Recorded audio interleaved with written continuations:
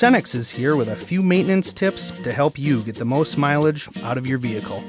Tip number 1, replace your brake pads every 20,000 miles to prevent more expensive repairs like rotor or caliper replacement.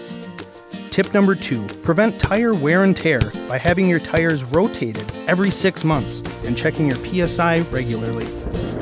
Tip number 3, flush your coolant system and replace old coolant every year to protect your engine from corrosion and deposit buildup. Tip number 4, keep an eye on all fluid levels to help you avoid trips to the mechanic down the road. And finally, keep up with your routine oil changes.